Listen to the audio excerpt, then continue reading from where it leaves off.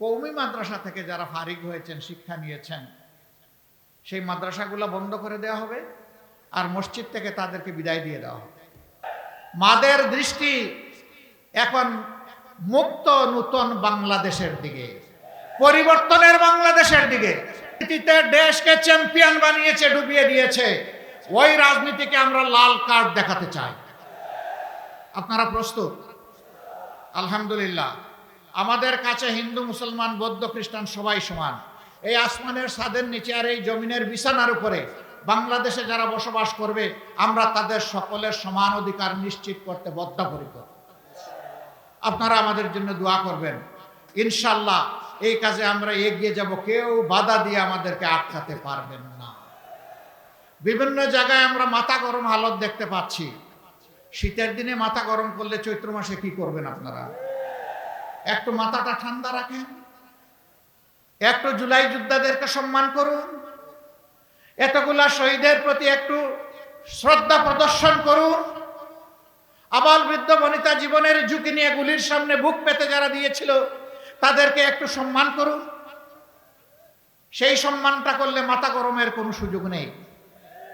কিছু কিছু জায়গায় মা বোনদের উপরে কেউ কেউ হাত দিয়েছেন, আমরা তাদেরকে অতি বিনয়ের সাথে আহ্বান জানাবো, মা বোন আপনাদেরও আছে, নিজেদের মা বোনদেরকে একটু সম্মান করুন। তাহলে বাংলার সবগুলা মাকে বোনকে আপনিও সম্মান করতে পারবেন। খবরদার মাদের সম্মান নিয়ে টান দেবেন না, আল্লাহর আরশ কেঁপে উঠবে। মাদের একটা দীর্ঘশ্বাস আপনাকে জ্বালিয়ে পুড়িয়ে ছাই করে দেবে। কারণ কোনো মানুষ দুনিয়ায় মায়ের পেট ছাড়া আসতে পারে নাই। দুইজন ছাড়া, হযরতে আদম আলাইহিস সালাম এবং হাওয়া আলাইহিস সালাম। ঈসা নবী তার কোনো পিতা ছিলেন না, কিন্তু মা ছিলেন, হযরতে মরিয়ম আলাইহিস সালাম। বাকি সবাই মায়ের গর্ভে আমরা জন্ম নিয়েছি। এই মার বেইজ্জতি আমরা সহ্য করতে পারবো না।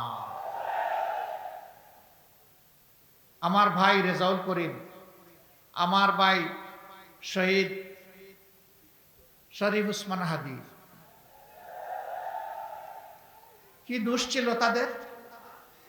আবু সাইদের কি দোষ ছিল? যেই ছেলেটি দাবি আদায়ের জন্য রাস্তায় এসে বলেছিল, হয় আমার অধিকার দে, না হয় আমাকে একটা গুলি দে। ডানা পেতে বলেছিল, বুকের ভিতরে তুমুল ঝড়, বুক পেতেছি, গুলি কর।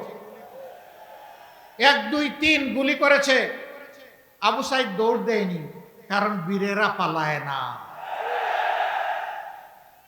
বীরেরা মোকাবিলা করে এগিয়ে যায়, জাতিকে পথ দেখায়, আলো ছড়ায়, বীর জন্ম দিতে মাদেরকে উৎসাহিত করে। মহান প্রভুর দরবারে দোয়া করে, হে আল্লাহ, বাংলাদেশের মায়েদের পেটে সাধারণ সন্তান নয়, প্রত্যেকটি মায়ের গর্ভে তুমি বীর জন্ম দিয়ে দাও। এই বীরেরাই বাংলাদেশ গড়ে তুলবে ইনশাআল্লাহ। যুব সমাজ, আমরা বন্ধু, তোমাদের হাতে বেকার ভাতা তুলে দিতে পারবো না। বেকার ভাতা তুলে দিয়ে তোমাদেরকে অপমানিত করতে চাই না। তোমাদের প্রত্যেকটা হাতকে দেশ গড়ার কারিগরের হাতে পরিণত করতে চাই, এবং তোমাদের হাতে আমরা মর্যাদার কাজ তুলে দিতে চাই। সেদিন প্রত্যেকটা যুবক যুবতী দাঁড়িয়ে নিজের বুকের দিকে ইশারা করবে, আমি বাংলাদেশ, এদেশ আমার, এদেশ আমি গড়ব, এদেশের জন্য দিয়েই চলব। এদেশ আমাকে যা দিবে আলহামদুলিল্লাহ, কিন্তু আমি আমার সব কিছু উজাড় করে এই দেশকে দেব। আমি বসে বসে বেকার ভাতা খাবো না। মা বোনেরা, বলা হয় যদি জামাতে ইসলামী বা তার সঙ্গীরা ক্ষমতায় যায়, তাহলে মা বোনদেরকে ঘরের বাইরে বের হতে দেবে না।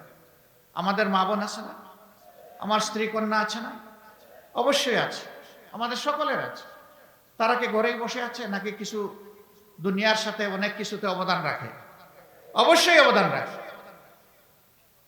তারা যদি ঘরের বাইরে গিয়ে অবদান রাখতে পারে, তারা যদি উচ্চশিক্ষা নিতে পারে, তারা যদি দক্ষ নাগরিক হিসাবে গড়ে উঠতে পারে, বাংলাদেশের প্রত্যেকটা মাকে আমরা সেইভাবেই গড়ে তুলব ইনশাআল্লাহ। ঘরে চলাচলে এবং কর্মস্থলে 3 জায়গায় 2টা জিনিস অগ্রাধিকারের ভিত্তি আগেই আমরা নিশ্চিত করব ইনশাআল্লাহ। একটি হচ্ছে মায়ের মর্যাদা, আরেকটি হচ্ছে তাদের অবশ্যই আমরা নিরাপত্তা নিশ্চিত করব। এ দুই জিনিস এখন নেই, আমরা বদ্ধপরিকর, ইনশাআল্লাহ আমরা এটা করব। যারা এই কথাগুলা ছড়ায় তারা ইতিমধ্যে টের পেয়েছে মারা কোন দিকে তাকিয়ে আছে। মাদের দৃষ্টি এখন মুক্ত নূতন বাংলাদেশের দিকে, পরিবর্তনের বাংলাদেশের দিকে। আমি আশ্চর্য, একজন বোন, তিনি কাপড়ে চুপড়ে অন্যরকম, তাকে সাংবাদিক বন্ধু প্রশ্ন করেছে যে আপনি কাকে চান আগামীর ক্ষমতায়? তিনি বলছেন জামাত। জামাত হলে আপনি এই ড্রেস পরতে পারবেন? বলে পরবো না, আপনাকে তো অন্য ড্রেস পরতে হবে। পরবো। আচ্ছা, আপনি জামাতকে কেন চান? বলে যে জামাত আসলেই দেশটা ঠিক হবে। আবার জিজ্ঞেস করেন উনি যে জামাতের কোন কাজটা আপনার ভালো লাগে?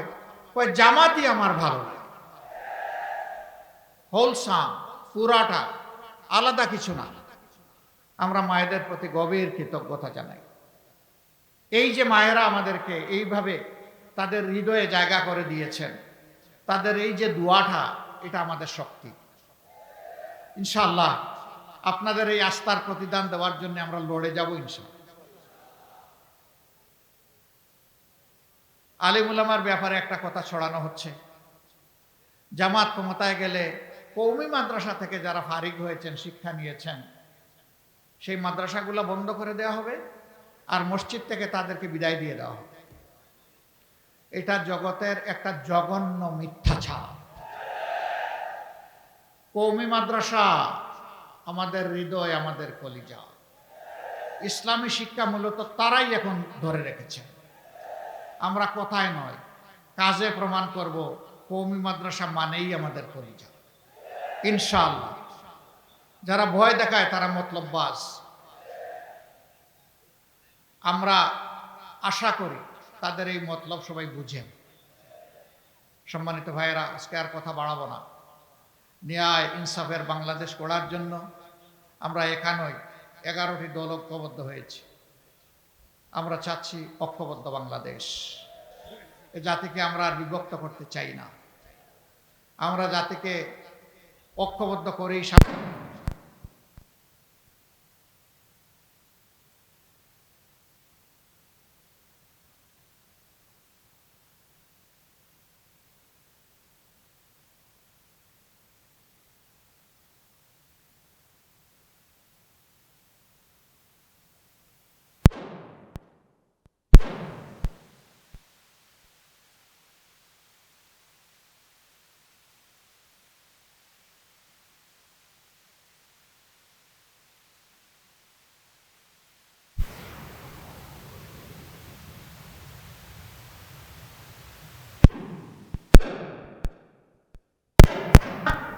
না ঘুমাতে পারবেন না।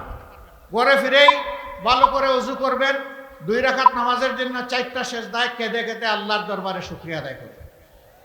আর আল্লাহর কাছে ভিক্ষা চাইবেন। মানুষের প্রত্যাশার, জনগণের প্রত্যাশার একটা বাংলাদেশ, 18 কোটি মানুষের প্রত্যাশার একটা বাংলাদেশ যেন করতে পারি। পরিষ্কার ঘোষণা, জামাতে ইসলামের বিজয় চাই না, 18 কোটি মানুষের বিজয় চাই ইনশাআল্লাহ তাআলা আজিম। এবার ফেনী এক আসনে ডান দিকে আসেন, আমি ডানপন্থী। মাশাআল্লাহ, এখানে সুপ্রিম কোর্টের, ধরেন শক্ত করে ধরেন, আপনি আস্তে করে ধরলে তো এই পাল্লার ভার বহন করতে পারবেন না। বাংলাদেশ সুপ্রিম কোর্টের এবং জজ কোর্টের, ঢাকা জজ কোর্টের বিশিষ্ট আইনজীবী, আপনাদের প্রাণপ্রিয় মানুষ, আপনাদের সন্তান, আপনাদের ভাই, তার হাতে ইনসাফের প্রতীক দাড়িপাল্লা তুলে দিলাম। প্রতীক আছে? প্রতীক আছে? কোন সে প্রতীক? আরো জুড়ে, জুড়ে সুরে 12 তারিখ সারাদিন সকাল সন্ধ্যা বিজয় হবে ইনশাআল্লাহ, ইনশাআল্লাহ। জাযাকুমুল্লাহ খায়রান।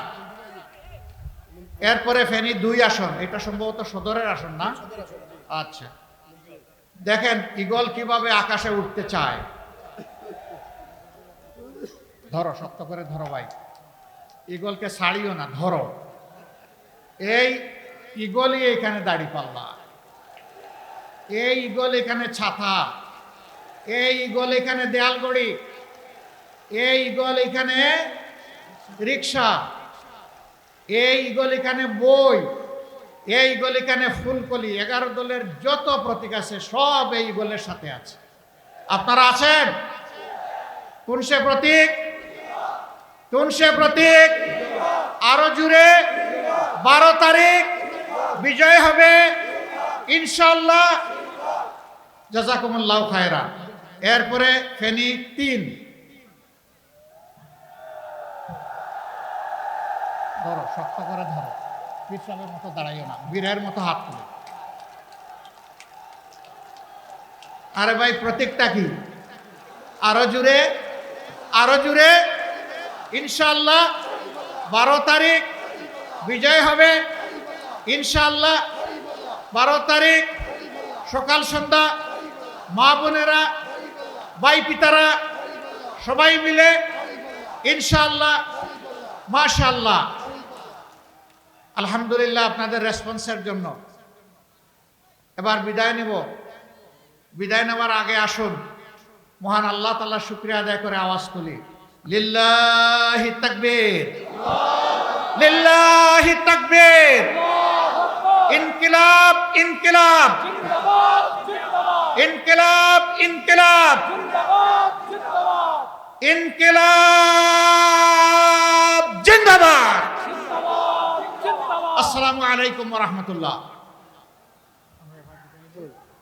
আলহামদুলিল্লাহ, আমরা মোহতারাম আমিরে জামাতের প্রতি কৃতজ্ঞতা জ্ঞাপন করছি। আমাদের সহকারী সেক্রেটারি মাসুম ভাই